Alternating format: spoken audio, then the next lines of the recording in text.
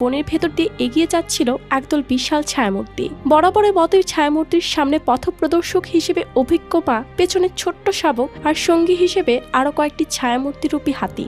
গন্তব্য হয়তো কোনো নতুন চারণভূমি কিংবা কোনো জলাশয়, কিন্তু হাতিপালের কেউই হয়তো জানতো না এটাই তাদের শেষ যাত্রা। শ্রীলঙ্কার হাবারানা। দূরে খুব ক্ষীণ আলোর রেখা, কয়েক সেকেন্ডের মধ্যেই আলোর গতির সাথে বাড়তে থাকে শব্দ।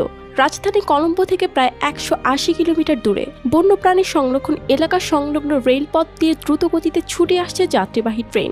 মা হাতিটার শেষ মুহূর্তের চেষ্টা ছিল শাবকটিকে ধাক্কা দিয়ে সরানোর। বেশ হেরে দুলে আনন্দ নিয়ে পার হচ্ছিল শাবক হাতিটা, কিন্তু ওই মুহূর্তেই তীব্র আওয়াজে বেজে ওঠে ট্রেনের হুইসেল আর এক ধাক্কা।